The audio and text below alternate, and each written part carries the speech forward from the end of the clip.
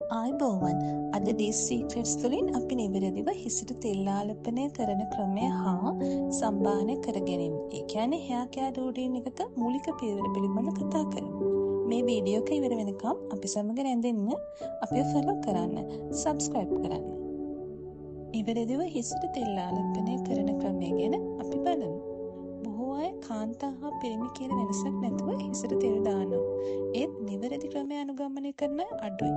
එම නිසාම හිස් කබල සඳහා කොතරම් තෙල් සත්කාර කරත් ප්‍රතිඵල නොලැබෙන්න පුළුවන්.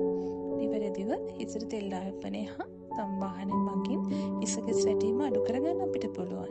හිසකෙස් ගස් මුල ශක්තිමත් කිරීම සඳහා හිසට තෙල් ආලපනය හා සම්බාහනය ගොඩාක් උදව් වෙනවා. තමන්ගේ හිසකෙස් වර්ගයට ගැලපෙන තෙල් වර්ගයක් තෝරා ගැනීම. මුලින්ම වැදගත් දෙයක් තමයි ගැලපෙන තෙල් වර්ගය තෝරා ගැනීම. තමන්ගේ හිසකෙස් වර්ගයට ගැලපෙන ස්වභාවික අමුද්‍රව්‍ය යොදා සාදන ලද පෝෂණීය තෙල් වර්ගයක් තෝරා ගන්නට අපි හොඳින් මතක තබා ගත යුතුයි.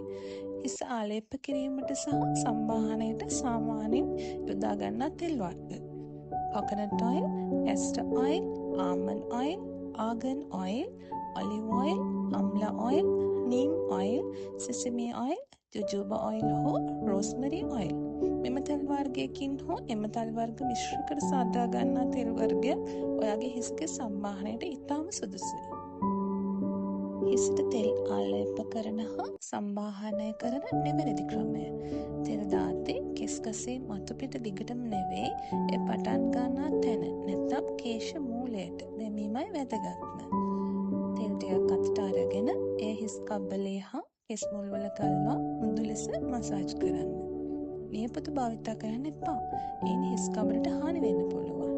ඇඟිලි වලින් මුදු ලෙස මසාජ් කරන්න. රවුමට කෙස් ගස් වටේ සෙමින් මසාජ් කරගන්නට ඕනේ. විනාඩි 5ක් 10ක් පමණ මෙලෙස හොඳින් මසාජ් කරගත යුතුයි. මෙයින් රුධිර සංසරණය වැඩි වෙලා කෙස් ගස් වලට පෝෂණය ලැබෙනවා. එයින් ඔයාගේ හිසකෙස් මනා පෝෂණයක් ලබනවා. කොයිතරම් වේලාවක් තෙල් හිසේ ආලේප කර තබා ගැනීමට අවශ්‍යද කියලා අපි බලමු. බොහෝ දෙනා හිතන්නේ රාත්‍රියක් පුරාවට හිසේ තෙල් ගල්වල් තබා ගන්න ඕනේ කියලා. ඒ සඳහා විනාඩි 20ක් හෝ පැය භාගයක් හොඳට ප්‍රමාණවත් කියලා දන්නවද? ඔයාට තිබෙන හිසකෙස් වර්ගයේ තෙල් සහිත කෙස් නම් ටික වේලාවක් තෙල් හිසේ ආලේප කර තබා ගන්න එකම ගැටළු වැඩිවීමට හේතුවක් වෙන්න පුළුවන්. හිසේ තෙල් ආලේප කිරීමෙන් පසු හිස සේදීම. තෙල් ආලේප කිරීමෙන් පසු කෙස් කලඹ සේදීමේදී සැර රසායනික සංයෝග ද්‍රව්‍ය අඩංගු ෂැම්පු භාවිත කරන්න එපා.